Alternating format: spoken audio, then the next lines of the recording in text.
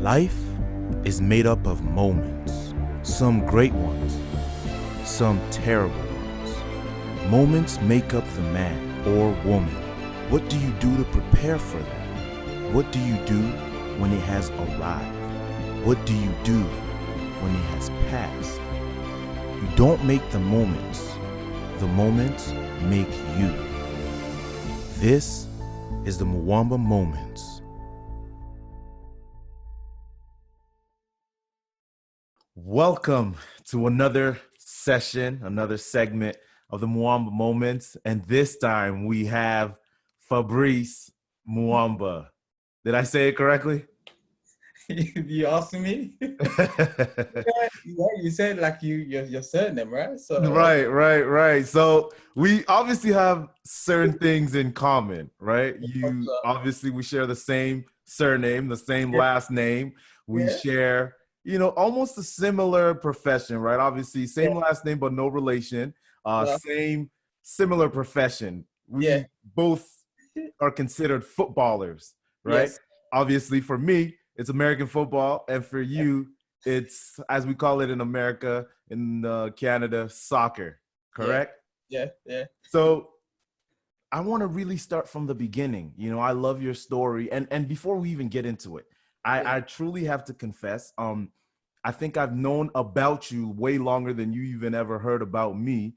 I remember being young. I remember always, Oh my, especially when I was young, I started to play, and you get articles written up about you. So I would go on Google, and I type it in and be like, hey, okay, let me see what they wrote about me. And yeah, you would have maybe 50 of the first articles that came up on Google. The Fabrice Mo, I'd have to go to like page 3, page 4, page 5. Finally, okay, now I see the Muamba article. So it's kind of cool that I've always kind of, oh, yeah, known a little bit about you, even though we had never met. But this is amazing that we get to sit down, and your yeah, story is amazing. I'm excited to share it with everybody. So I really want to start from the beginning. Again, we share a lot of things in common. And one of those things as well is that we're born in the same country, yeah. right? In the same city, to be specific, Oh in my, Kinshasa, in the Congo, correct? yes, So, yes. so talk to me about your early days. Well, my father worked in.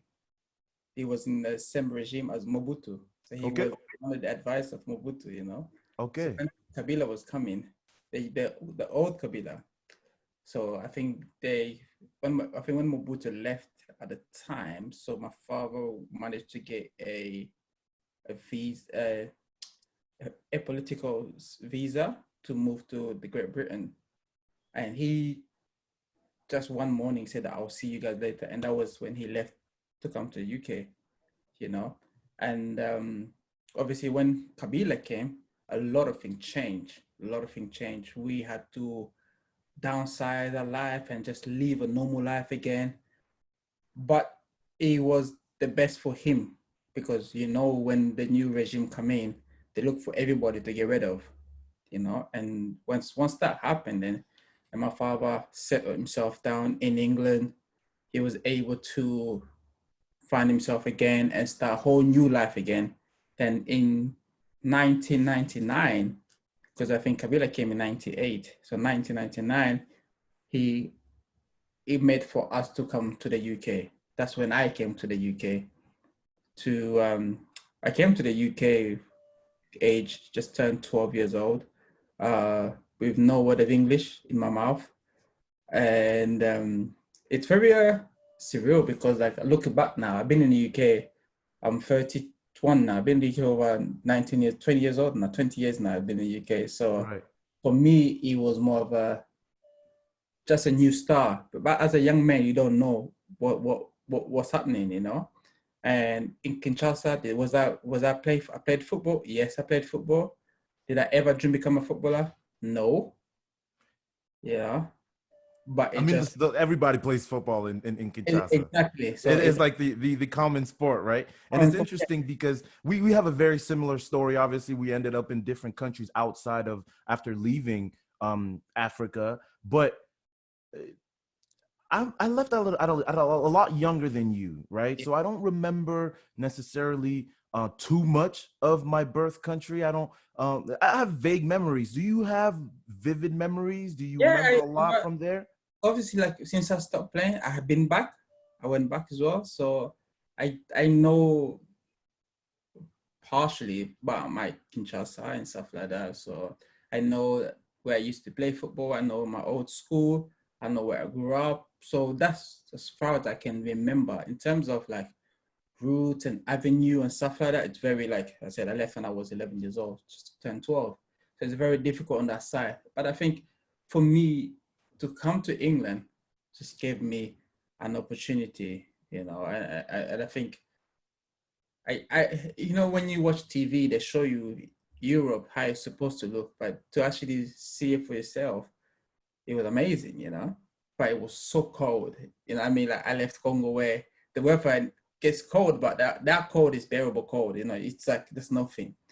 The moment I landed in England, my dad straight away gave me a jacket because I could not, like, it was so cold. I remember it was so cold. Well, so tell me about the cold that you experience out Nah, there listen, in that England. cold, it's like when you tell somebody in Africa, it's so cold in Europe, they they their idea of cold, they don't realize how cold it is till you actually felt the English cold weather. What is it in degrees out there? No, not as bad as you guys. Okay, okay. I was about to see. no, you guys. I think it was like -2, and I mean I'm coming from Congo, and I was like this, like shaking every 2 seconds. So they gave me the jacket, and to bear that in mind, I didn't know a word of English, you know, and so me it was just to see my dad again, my mom, and to start life over again was a great opportunity for me. But it was very difficult because also when I start going to school, you don't know how to speak English. The English lesson that you learn in Congo, that don't even scratch the surface, It's basic, yeah. you know? And it was just starting over again and just learning to speak to the point where like every lesson that I went to, I had to have a dictionary right next to me. So when they say something in English, I have to go look into the dictionary because it was a French dictionary. So I look into it so I can see what does it mean for me. Otherwise, it would have just gone one ear, come out the other ear, you know. But I had a great childhood when I came to England. But football, as you guys call it, soccer, never wasn't a number one priority. It wasn't something that my father said, "Oh, you have to become a footballer. You have to play football." All he ever told me, just go out there, study, be yourself, and you never know what happened. That was all I was given to. Just go out there and study and study and study. And obviously, the African parent, they want the kids to become doctors, lawyers, businessmen, you know, sportsmen. Was like, this is a bit, you know, but he never forced me to do anything I didn't want to do. Right. So, talk to me again. Like, I'm super fascinated by that transition, right? And I've experienced it myself, right? Going from one country, one culture to another, right? And everything's different. Like you mentioned, mainly the cold. I remember my first snow as well. I was freezing out here in Canada when my family and I first came to the country. I want to go a little deeper, however. Like, what are the other differences that you maybe saw that you were like, man, I kind of miss home? You know, how different was the food, right? You know, How different was the food? How different was just the uh, cultural differences, the cultural shock that you kind of experienced? Take me there. because in England, when in school, we used to eat like cheap cheese and beans. Yeah. You know, that's like our lunch thing. And obviously in Congo, we never really had no lunch at school. You went to school in the morning at 12 o'clock, you go home, you know, and the guys that come from 1 o'clock finish at 5 o'clock. So to come and have food in school, I was like, oh, this is different. But it wasn't giving me that, you know, that taste that you wanted to eat, you know. But it just, because it was there, I had to eat it. Food was one thing, and the culture of swearing a lot, I didn't get that. You know, that was a shock to me because I was like, whoa, I can't go home and speak like that to my mom or my dad. I can't, I couldn't, you know. And when you go to school, the kids talk back to the teacher, that took me out of control. I was like, whoa, I know for sure if I ever cross that line with my teacher, yeah, there's only gonna be one winner here. So, and you see it in every single lesson, like kids are talking back to the teacher, and they're just very, but at the same time, it shows that kids also should have personality, should also stand up. But it's the way of how they spoke to the kid, the teacher, that took me off by surprise. Correct. And for me, I was like, this is difficult. And I remember the first time I got in trouble at school, and they said to me, "We're gonna call your father." Man, I tell you what, in my head, I'm thinking, this is it for me. This is You know you're about to get it. It was over. because when they say they're gonna call your father, and your father is operating Congolese mentality. I can relate 100%. You don't gotta explain anything further. And their brain is not even you thought you did something small. Right. But it's huge. A phone call from school, you're thinking, oh, why would you get a phone call from school? So I remember getting that phone call, and I went home the same day. Oh my God, it was like, no, better you. I was like, you know what? It's best to just remain in the straight path. I just try to do the best as I can. But to be fair, I never really had any issue at school, apart from the time that I got a phone call to school. But apart from that, it's always been a straightforward path for me, to be honest. That's amazing. It's amazing. And that instills a little bit of discipline in you.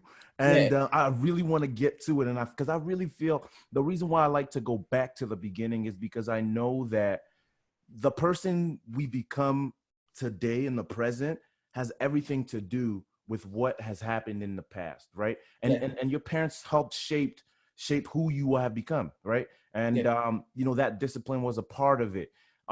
First of all, before we even move on, my wife, she told me I have to ask you what she always hears: crumpets and tea. What are crumpets? Oh, crumpet. Oh, you mean cup of tea? Crumpets and tea. That's what she said. But so basically, it's tea. You always have tea ready, huh? And what's your go-to meal? What's your go-to meal? Oh, obviously, like I lived in England for so long time, I have to have a cup of tea at least once a day. Right. At least once a day, I need to have a cup of tea. Like it's ingrained in me. So, like cup of tea. You have fish and chips. Okay.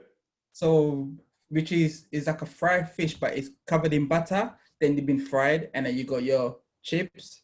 You got mashed sausage and chips. But yeah. Tea is the one. You have to have a cup of tea all the time. That's awesome.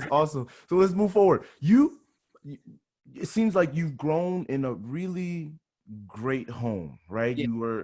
A lot of things were established in your youth. Did you have any siblings? Did you have any family when you moved to England? How was that transition like, as far as like relationship wise? Because I know it's difficult coming into a new, environment and having to make new friends. I went through it myself.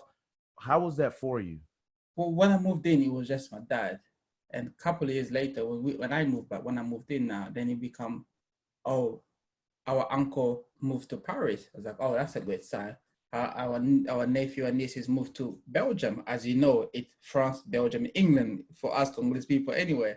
We have another nephew. He just moved to Holland. So the family started to get it bigger and bigger. Oh, we got another uncles moved to England, but he moved to the south of England. Right. So the family started to build slowly as time goes by, and people start to find more stability with their own life. And that's how our family grew, But it wasn't for me. As I said, I was so oblivious with everything because I just wanted to enjoy life and just enjoy my freedom. And learning English was a big thing for me. Right. So no siblings. Oh, I have two. I have two brothers and 3 sisters. 2 brothers and 3 sisters. Now they came later. They was born in England. They were younger than you and born in England. So they got the best cream of the pie. So they never really see the other side of it. Right. Oh, we live in England, so that's for them. Okay, so you being the older brother, what kind of what's the biggest thing that you feel you needed to impart in your siblings? I mean, just set a good example because they watch me. I think my brother and my sister watched me play football, but my other three siblings, they've never seen me play football, but they've heard of me play football, but they've never seen me play football. So Right. just setting up a good example for them. Be able to say, like, listen, yes, I do this, but also I have to work very hard because I remember on my early stage when I used to live at home, I would get up early morning and I'll go out for jog by myself because I just wanted to become a footballer. Right. I would train myself at the back of my garden and my brother would watch me. And I said to him now, I said, you remember when I used to do this? I said, yeah, Fabrice, I remember. They said, well, if you sacrifice, if you put your time in and, finally it will pay off one day. Right. Amazing. And it's like any other job, anything that you really do in life, you Yeah. have to put the time in order to reach that next level of success. Now, I want to get into your career, but even before we get there, let's talk about, you mentioned earlier, you didn't necessarily have the dream to become a footballer. You didn't I think that was a thing. What was the moment? When was that moment when in your mind you said, okay, you know what? This is what I want to do. Even before to play football, my father, he always told me, if you can get your schoolwork at a good standard, so your grade at a very good standard, then I will be able to let you play football. That's not a problem, And that was always been the discussion in my house. Great. Grade, and then you can play football. No grade, no football, and that wasn't even a discussion. It was Listen like, to me. I can relate 100%. It's amazing how you were so far away, but living the same life with the same last name.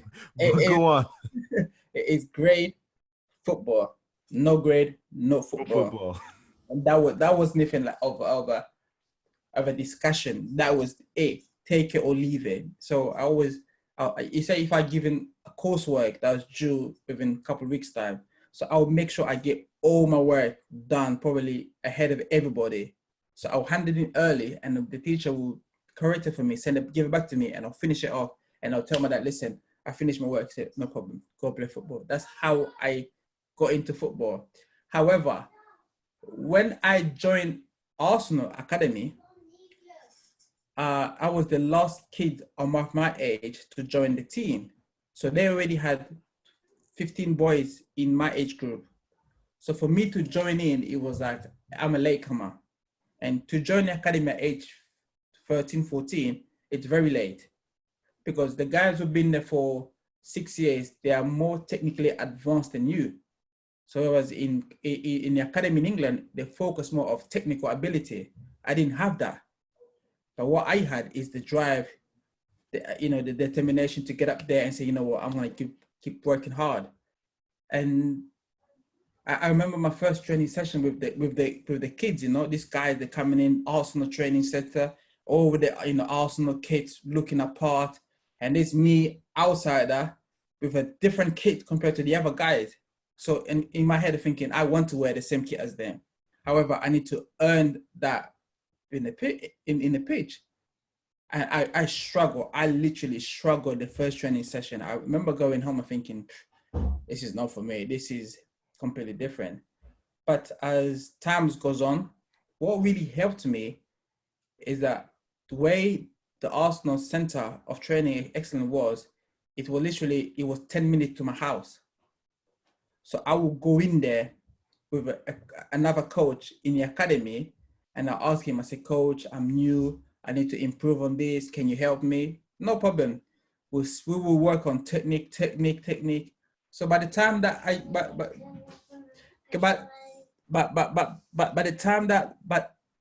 the time I got in 4 weeks of it, I was ready. Only because I spent so much extra hours practicing my ability, practicing my skills. And still then, there was guys who were way better than me, way advanced than me, that I think, and that moment gave me the drive. I said, this is definitely, I want some of this now, because I see like what you can achieve, what you can do for your family. Obviously, money wise, it's great, but at the same time, the joy of going and playing football was just, you can't explain it. You know, the joy of going. People ask me, you know, obviously you see American football, eh? English football is the biggest drugs in the world. And I mean, there is no drug out there than playing sports game. Because once you stop playing, you can't replace the feeling you get in a locker room.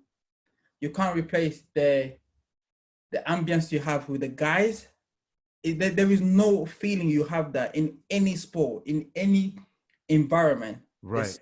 The friendship you build in sport, especially in team sport, you can't buy it. And I realized this, that I want to have some of this, you know, and slowly and surely I improve and I got better. By the time I got to age 16, I also know offer me a 2-year contract. So which means once I finish school, I'll have 6 weeks at home. And then from there, I'll start going to training every single day. So it become like a job in a way. Right. And 16 years old, they pay me $100 a week, which works out $400 a month. And they gave me a travel card. Like Okay. I can go to the train, I can take a train and the bus, any zone in England for free. Right. So that way I'll be able to get to the training ground and come in. But the training ground, so this has become my job. So after I finished school, I had 6 weeks off, and then this is it. Like, this is my job now. You know, I get up in the morning. We have to be at the training center for 9 o'clock every morning. Wow. Every morning, you know. Right. So it's been a fun journey, to put it that way. It's been a great journey. You talk about how big, you know, football is out there, and Yeah. I can relate. Again, being in the sports world, I understand what that means. And sometimes when you think about it, it's almost like hitting the lottery, right? Yeah. Having played in the NFL, having played professional football in Canada as well as in the US, I understand that. I know a lot of friends who, you know, may have wished they played, didn't necessarily got the opportunity. Now I know a lot of guys who are talented enough and it didn't happen. So it's almost like hitting the lottery. Yeah. Where did you necessarily get the drive to? I know you mentioned, you know, the competition. So I can tell you're a competitive person. And when you saw other people and that kind of drove, is there anything else outside of that kind of gave you the drive and the determination to fight? When I was at the academy, they used to give us it's a DVD player of your favorite players. Right. So I'm in academy. There's the first team guys who play regularly in the first team. So they will do a video about them and what they're doing in a game and the movement they're doing. Because I was told I was related to, I don't know if you know this guy, Patrick Vieira. Okay. So Pat is my idol. It's funny that like now, like, I speak to Patrick like he's my friend, you know. Right. But when I was young, I was starstruck by this guy. Like, I could not, when I see this guy, I can't speak. I'm like, I'm frozen, literally freeze. So they would give us a video of each player in your position. So you have to study what he does and stuff like that.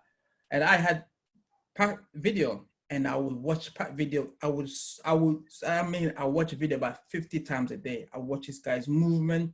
I watch how he hold himself up, how he got by his feet, his hunger to win the ball back, and the hunger to just get the ball and pass and move, all that kind of stuff. And I would get that mentality in my head. But then also with the street football of playing in Congo, playing in street football, you have a different way of thinking. Right. So there's way, so that in a way, the way where I started in England is that in England they teaches you technical stuff, how to play in certain way. Right. So the street footballers, they play with freedom, without no fears. Right. So if you get a street footballers with an academy player, I prefer to have a street footballer because they don't have no fears. Okay. Whereas academy players, they've been channeled in a certain way. So for me, I was the mix of both. So I would get up there and I would look for the ball because I play in the midfield. So in the center of the pitch, not the back, not in the middle of the pitch. So my job was more of a destroyer. So I just stop people to counter-attack my team and release the ball to the next person to go forward. Right. So instantly I just knew my job. Don't get me wrong, everybody have a different role to play in the team, as you know. But I think in sports, once you know your role and you know what it takes to win, to do the best you can, Yes. you have to literally iron it and be the best at it. Right. And I think with my role, it helps me a lot with learning from the guys who are better than me. But what also helped is that I used to play with guys who are 3 years older than me.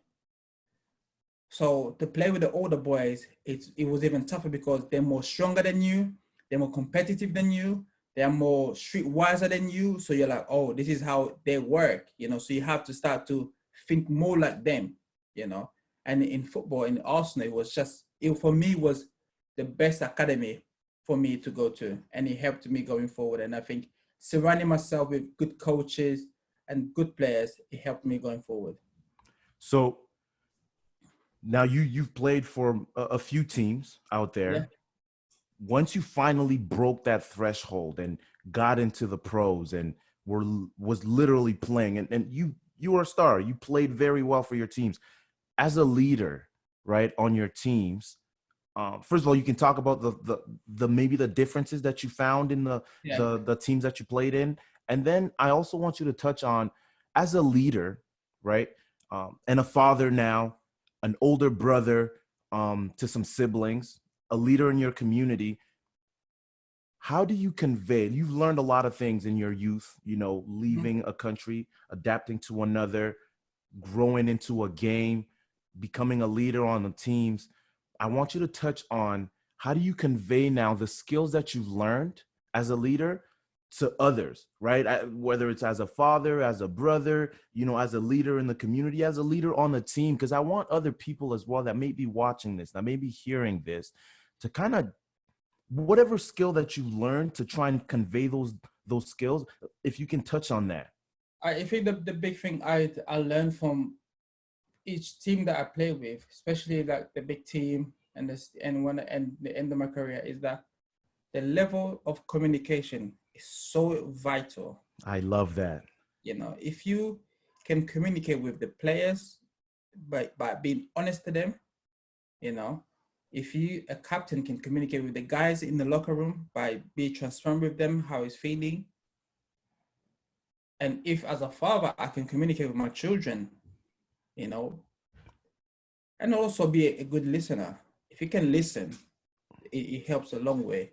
I feel like listening is part of communicating, is a part of communication. It's a massive, I think communication for me, if you can take that into consideration in any walk of life, you have a good chance, and if you listen to people, if you can listen to guys who've been there, done that, worn a shirt, listen to what they have to say and communicate with them. For me, it helped me because I always have somebody that I can call up on and say, listen, I'm struggling with this thing, man. Even in marriage, I've been married for 8 years now. Absolutely. So I always go to somebody to say, listen, this is what I think. What do you think? And you have to listen to people who have gone through that path. And that way you don't have to agree with what they're saying, but you can make your own mind and your own decision based on what they've said, and plus your own thought process. And listening skill, it's a massive, massive, massive. And for me, I always apply that. And the other thing I was say, you can't be hard work. If you want it as bad as you say you want it, you get it.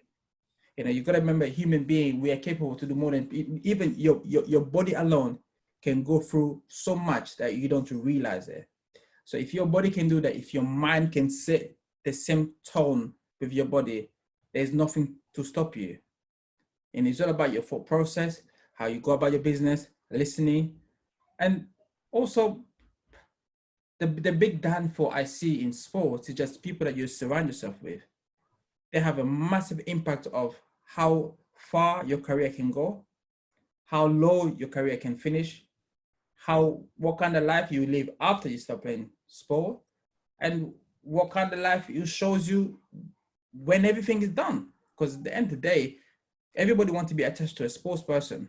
Everybody wants to be friend with the hottest kid in town, the best NFL player, the best quarterback, the best basketball player. Correct. But is how do I control all these people, you know? And as you said, sports now, it becomes so big that you get people from everywhere who want to be attached to you. But at Right. the same time, you've got to be mindful who you attach yourself with. Right. You know, if you can be mindful of who you surround yourself with, your communication skill, your listening skills, and just dedicate yourself to your craft, and everything else will work out great. You know, that's I give I give this to my sons. I say, listen, I've done all the hard work for you guys. I've run around for you. I did everything for you. But one thing I only ask you is just have the desire. If you want to do something, give Do it it. 100%. Just by Uh-huh. do it all, you know, and just be disciplined and listen. And you know, your friend will determine. And also, obviously, by the help of God, you never know what's around the corner. Of You know. course. Of course. Can you talk about the teams that you played on? Oh yeah, yeah. I started at Arsenal. Right. I had spent when I was at Arsenal when I was 14.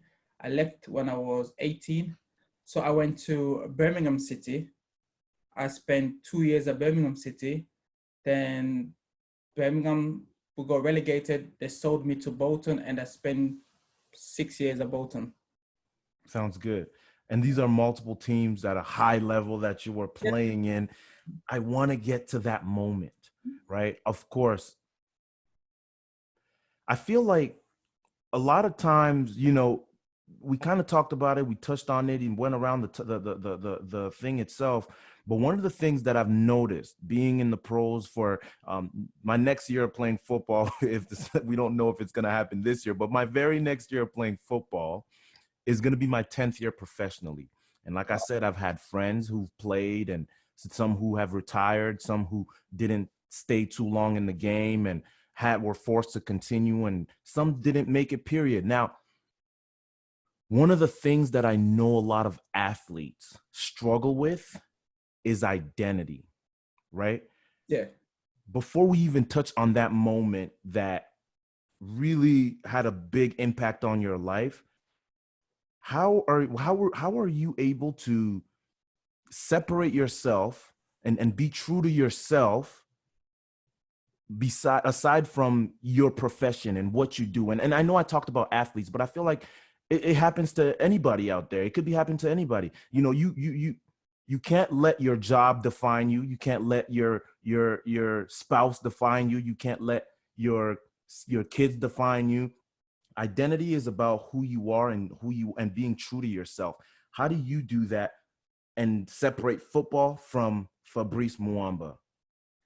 You have to understand there is Fabrice the footballer, Right. and there's Fabrice the father, and there's Fabrice the husband, and there's a Fabrice the son. The son is Fabrice of the brother of. Right. Oh, every single Fabrice has a character in there. Yeah. You know? So when I'm a son, I'm more obedient to my parent. I listen to what they have to say and conduct myself in a certain way. So when I'm about with my sibling, I'm the big guy. Listen, I'm trying to tell you what's going on. If you need me, I'm here, but just, you know, I'll speak to you in certain ways. And there's Fabrice the father, who is, you're my flesh and blood. So I need to be, I'm here for you, you know, I'll die for you. You're like, you got my DNA. So there's something that I can't, I need you to be doing right. And there's a Fabrice the husband, where it's more of a, we are in it together, you know. And this time now I have a partner who match my energy and what I do and stuff like that. So it's more of just knowing your identity, because as I said, in the locker room, we all have different personality, but you have to be, as you said, be true to yourself. Don't be a follower. Be the man who you are. Right. You know, in a change in the locker room, as you said, there is so many personality.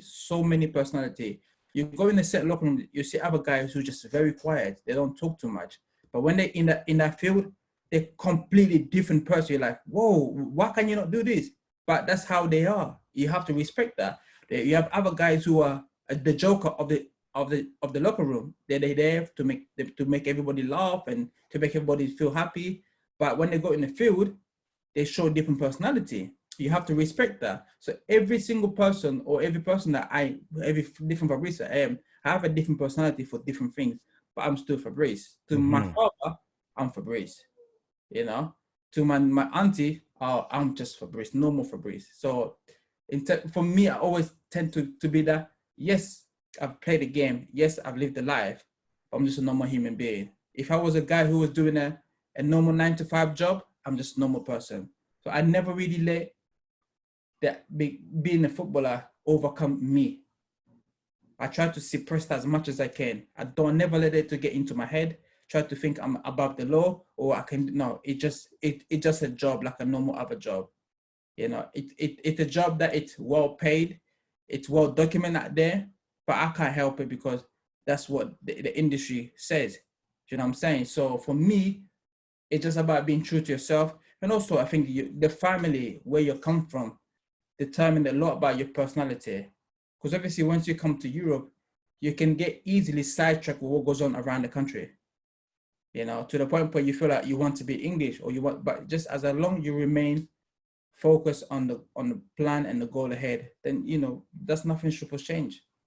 I love that. I love that because what you're really touching on, and this is the beauty of sports, right? Especially team sports.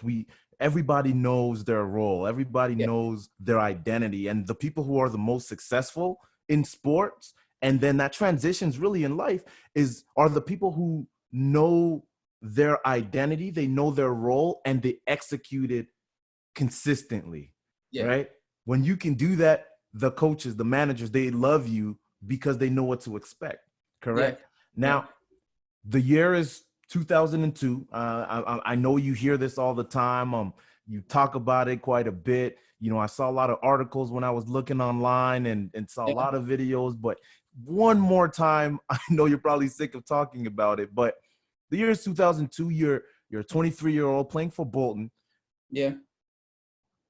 And that moment happens, right? Walk me through the days, the moments leading up to that moment, what you were feeling, what that day was like. What do you remember of that day prior to it happening? And obviously as it happened and afterwards we can talk about it as well. So what usually happens when you play away from home, you travel the day before. Correct. So we traveled to London the day before the game. So I came home to pick up some food for myself and from some of the guys I played with. And we met up at the train station. Then we took the train straight to London. We go to London. I said, there was nothing wrong with me. I trained the week prior to the game, no problem. And we go to London again, checked into a hotel. I have my own room. I called my dad in probably around about 5 o'clock to tell him, yeah, I'm in London. I saw his ticket and everything. But me and my father, we used to pray the night before the game and the day of the game. So we usually pray the day before the game. And I spoke to my wife. We had a conversation. I said there was nothing wrong with me. There was no sign whatsoever, And I knew I was playing. We did the talk. And the day of the game, what usually happens is that we usually go out for a walk with the team, probably 2 or 3 hours before kickoff. So we go out as a team I think it was Central Park in London. We walked around for a bit, and then we'll go back in the hotel, have a shower, downstairs for 1 o'clock to make our way to the stadium. No issue, no problem. So I had my ticket. We go to the stadium. I don't know if you guys do this in America. What usually happens when you get to the stadium, we get to the stadium about 2 hours or an hour and a half before kickoff. So usually you go out to the field to have a look around, of the field. So you get, the visual of the field, but also you get to feel like the grass, if it's studs or if it's molds. Right. You want to get a good feel for what's going on and what you're going to play in. Yeah. So we did the same thing. And I got in the change room, got changed. I said, in my mind, I was just ready. It was just a normal game that I was looking forward to play. And the game started, it was quite early in the stage where I missed a chance to score a goal. So I kept running back, but I started to feel a little bit dizzy, And probably halfway through the game, halfway through, just gone past 20 something minutes, I start to feel very, very dizzy. So if I get to look at you, there's two of you. Yeah, there's one you, there's another you next to you. And out of nowhere, I just literally, bang, my head hit the floor. And there was nobody next to me or nobody around me. And that was 17th of March, 2012. That was the last time I was a professional football player. That was the last time I played football. In 2012. And so you basically came back to life. I hit the floor. It happened on Saturday evening. I had a cardiac arrest. I was out for 78 minutes. 78 minutes, I read. I was fortunate enough that I had the best medical staff on that day. And I mean the best medical staff. I had two doctors from my team, two doctors from the other team, which makes them 4. We had an ambulance, because what usually happens in England, it's a law now. You had to have an ambulance within 10 feet of this pitch. Right. So I had an ambulance, which is right next to the pitch. And I had a cardiologist in a stand watching the game. So altogether, you're looking about 10 people. So they came in to my rescue within the second of what happened to me. Correct. And obviously they did an amazing job. You know, they took me from, even you see picture, even when they're taking me in the carrier, when it's holding me and taking me off the pitch, I was gone, literally. You're not feeling anything. You're not seeing anything. I didn't see your heart stopped. So it's whatever picture that you see of people carrying me, I'm not aware of it at all. Not one bit of me. And they took me to the ambulance. They kept doing the work they had to do. Obviously, the game got abandoned. And, I said to you, it happened on a Saturday. And after 80 minutes, then I started to breathe a little bit. But for me to wake up and talk to people, right, I woke up on a Monday. Wow. So 3 days after the event, then I got up. By the way, I got up, I can see this video on my head, is that I literally, obviously when you lie in hospital bed, and it literally I went boom, straight. I literally get up straight away thinking, oh, I'm up now. So in my head, I'm thinking, okay, I'm up now. What's going on? But they said to me, no, Mr. Muamba, we can't tell you anything. You have to, but then I see so many people that I've not seen in a long time. So my dad, my mom, I saw my wife next to me. I saw some of the coaches that I used to coach when I was young in hospital, but they didn't want to upset me. So they didn't tell me anything, They said, oh, Fabrice, good to see you. How are you? I'm like, okay, hey, I'm okay. Anybody gonna help with something? But as the time goes on in the hospital, you take day 1, day 2, day 3. So in my head, I'm thinking, well, at some point, there's no cut in me. There's nothing wrong with me right now.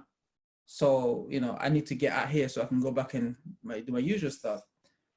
And then I think day 5, the doctor came and see me, said to me, oh, I need to tell you something. I said, yeah, of course. This is just me and the doctor in the room.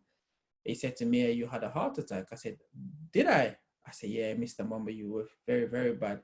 You got to bear in mind, at that time, I wasn't aware of what's happening in the world out there. So I was so closed up with everything. So whatever was going out there, whatever was said, I wasn't aware of it. He's like, oh, it's a big news, it's a big news. I said, what do you mean? He said, it's everywhere. So what he did, he brought in the newspaper and it showed me, it was like 4 pages of me by my heart. I'm like, are you serious? I said, yeah, it's a big news. So everybody's worrying about you. But as time goes on, he kind of opened up to me a little bit about what happened to me. And in my head, I always felt I'll come back and play football. In my head, truth to be told, I felt like, yeah, it's an accident. It happened, but we'll see what happened. Whatever. After a couple of weeks, couple of months, I'll be able to run again. 2 weeks, 3 weeks, then the 4th weeks. At the time now, everything started to get back to normal now. So I lost most of the weight. I start to, even even the fourth week is when I came out of my room because I had a private room. So when I came out of my room, I was holding my temperature thing. I was walking and I see everyone looking at me and say, oh my God, it's him. So in my head, I'm thinking, can somebody like let me know what's going on? Like explain to me. It's like, oh my God, it's him, it's him, it's him. And so when I was walking, they had a security guy behind me. He's like, Mr. Muamba, we have to look after you because this is, I was like, in my head, I was not aware of what's happening outside the world, you know? And time goes on. Then it came to a decision where I had to come out of the hospital. But they told me, well, Mr. Muamba, you can come out of the hospital. However, you need to have a pacemaker. So a pacemaker, it's something that will control your condition of your heart. So we have to put it beside your chest. So in my head, I'm thinking, well, what's a pacemaker? Oh, I got this guy who had a pacemaker, and he go back and play football. So that's insurance. That's for me. Then okay, as long as you can wear it and play football with it. To me, in my head, I just wanted to come back and play football. I had a pacemaker. Probably a month, probably six weeks after everything, then I got out of the hospital. Then I got home for the first time. And I mean, I knew how big it was, but I didn't know how big it was till I got home.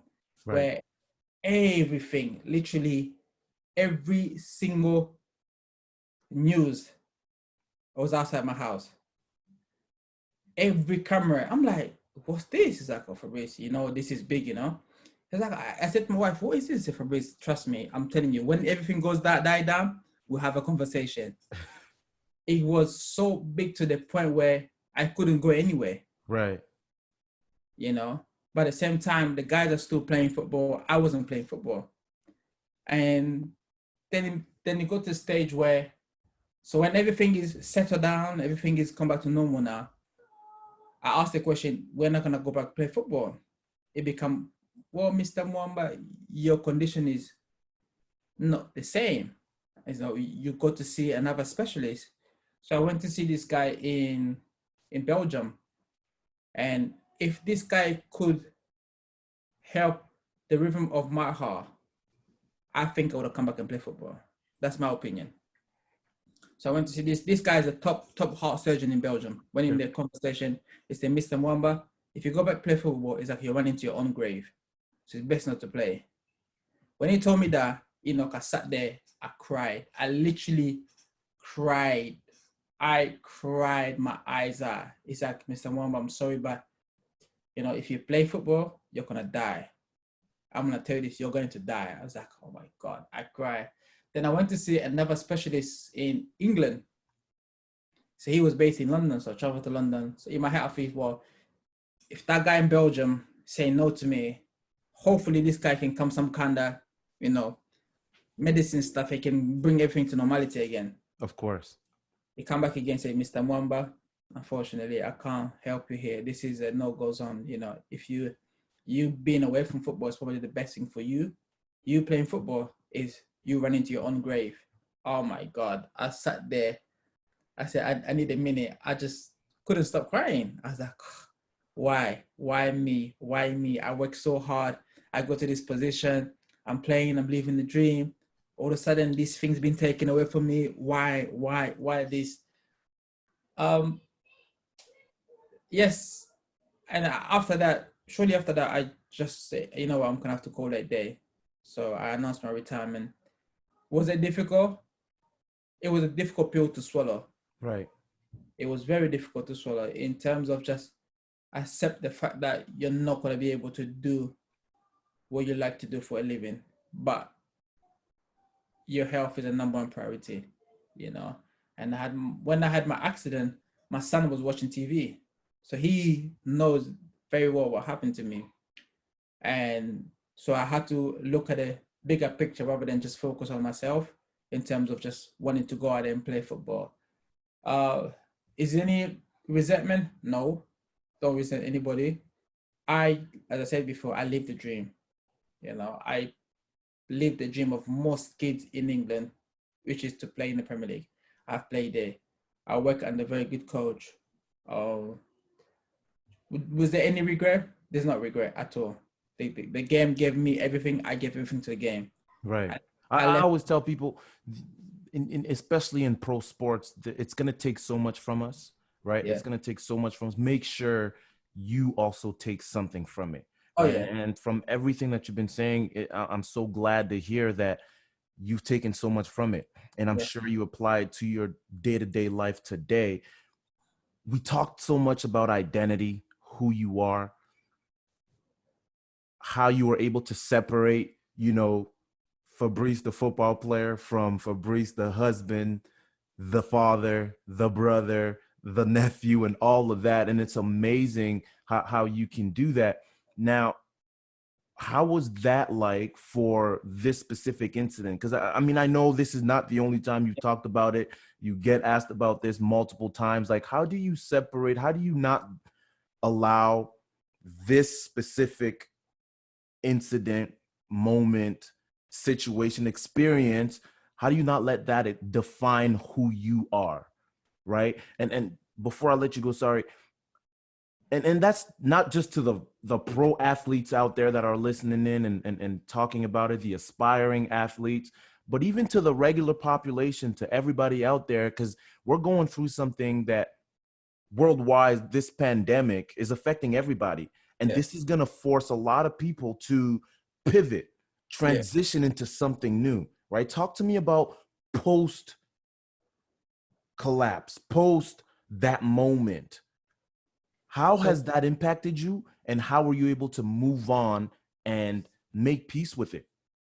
so remember we talked earlier about me working for the Professional Football Association. So once I stopped playing and announced my retirement, and the CEO of the Professional Football Association approached me and said, "Listen, Fab, I think you'd be a great asset to have on board with us, work with us, and between you get to stay in the game, you get to see your friend in the game, but you also get to send a powerful message to the upcoming young players, the guys who are playing and the guys who are retiring.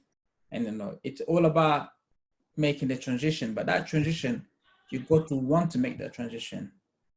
Because us guys who play sport, we carry this ego about us that if I stop playing, I don't have that personality anymore. Come on. I think anyone who plays sport has the biggest personality. It just need to get tapped in, you know.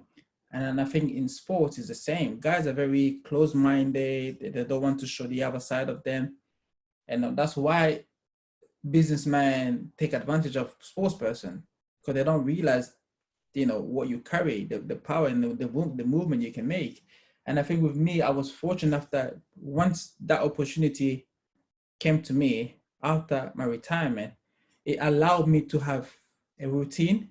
That's a big thing. Having a routine Yes. of pro transition of stop playing to normal life, routine of just getting up in the morning, then go get out of the house and go do something different. Because if this is the first time I've been at home for 6 weeks, and it's drive everybody crazy right now. So once having a routine helped a lot in terms of just, okay, I'm gonna get up in the morning. I've got this meeting. I got to speak to this individual. I got to speak to these players. I got to speak to this club. So with that in mind, it allows me to start to schedule my day to day, and slowly, even though I'm not in the grass with the guys, but I can pick up my phone and say speak to them. I can arrange to have a meeting with them, and also what helps, because my accident was so televised and so in TV, it gave me advantage that I can call on any football club in England. Oh, Fabrice, come on, you can come in, which Love allowed that. me to build a relationship with other guys that I never played with, but I can get in touch with them and speak to them, which in long term it works on my benefit. Right. And I think long term for me is more of just tapping into more relationship. I said this accident, I knew it was big. I didn't know that it was that big, because I had everyone from the world of football get in touch with me. And so in return, I said, I need to use this for my advantage. I need to be able to, reach out to same people when I need to. I say, listen, come on, it's me, it's Fabrice. Remember the guy? Oh yeah, That's no, it right there. and that way it was allow me to build a friendship, a relationship. Speaking to, even now, and I stopped playing. I stopped playing when I was 23, and there's guys that used to play, they still play now. But if I want to see something, if I want to meet them, I just have to send them a message. I say, "Oh, I'm coming," and automatically it's like, "Fab, come on." They don't even call me Fabrice, just call me Fab. So that's how they know me, as Fab. And then from there, I can be able to speak to them about what's the company trying to do going forward, relay on message, give them different opportunities. Listen, lad, yes, you're playing, but at some point, this career can have to cut short. So you're gonna have to start thinking about your afterlife, or so all that kind of stuff. And with your experience, they have to listen too. Because I was with them in the change room. So I'm not saying I'm unbreakable, but I'm just saying at one point it's gonna stop. So you got to be able to make that adjustment from playing to non-playing. As long as you can make that, and you'll be able to have a routine. As I said to you, routine, it's a big thing. I love it. I love it. I love it. And because that can be applicable to a professional athlete, but to anybody out there, I love the fact that you mentioned, because again, you went through traumatic experience, unbelievable and monumental, that could have defined your life, but you're not letting it define your life, but you're taking what you can from it. You said you're taking the positives from it and you're using it to your advantage, right? And you're taking the positive and moving forward and using it as much as you can to help others as well. So I love that, because, there's other people out there that may have gone through certain things that, may have impacted their lives and changed, the trajectory of their lives for, who knows, it could have been an accident, a car accident. And some people might be, on a wheelchair temporarily or whatnot. But I love the fact that your story is one that people can learn from and grow from as well. I'm going to let you go, but before we wrap up, I have a couple questions for you. In a short sentence, how would you describe yourself post-career, that moment, post-collapse, post-cardiac arrest? How would you describe Fab today? Fab is it's a father. It's I'm at peace with myself, peace, enjoying life as usual. Grateful, definitely. Thankful. And I think thankful and grateful, that's the two things that really stand out to me. Love it. Love it. And finally, I love asking this question because, I sit down with people who've learned so much and had such a great conversation with you. It's amazing to be able to relate so much. And even though, we've led completely different lives, it's almost like it's the same, just like our last names. But if you had an opportunity, right? God has said, okay, you know what? I'm bringing you back to a specific time in your youth, in your younger days, right? But he says, I'm just going to give you 2 minutes. You can talk to your younger you, right? But you only got 2 minutes now, because you got literally 120 seconds. And if you don't finish, then the younger you is going to be confused. What is that message that you're going to be giving to the younger you in a really, really, really fast? So it has to be the most important thing that you've learned. And I know that there's a lot. Be thankful, be grateful, never give up, keep working hard, enjoying every single moment. First adversity, head on. Don't fear nobody. Don't fear anyone. Don't fear anyone. Fear is illusion. Go out there, embrace the culture, embrace it, travel the world if you can, see different things, appreciate different personality, appreciate different culture, and then take time for yourself, and also take time for God. Damn, that is amazing. Amazing. I love it.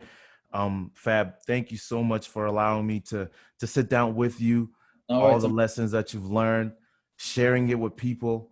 I really hope that, we'll continue to stay in touch and, we can work together going forward, but continue to be great, continue to do what you're doing. I have my mom's side of the family live in Toronto. Oh, really? You know what? When you come down here, you have a friend. You have somebody to hang out with, your other family. I came to Toronto a couple of years ago. Remember we went to, is it a CN Tower? Yes, yes. That's it. The thing, yeah, we went yes. there. I went to the Toronto Raptor Stadium. the Raptor Stadium as well. Yep. And the baseball one as well. Right. Is it the blue? That's that's called it used to be called the Sky Dome, but now it's called the Rogers Center. Yes, the Rogers Center, and I played in Toronto Stadium, the soccer stadium, the one that's beside the highway. Nice. See, so I remember my memory is there. It's not that bad. Amazing. Well, thank you so much, Fab, for joining us for another segment of the Muamba Moments with Fabrice Muamba. Thank you so much. Thank you, my man. I appreciate that. Thank you.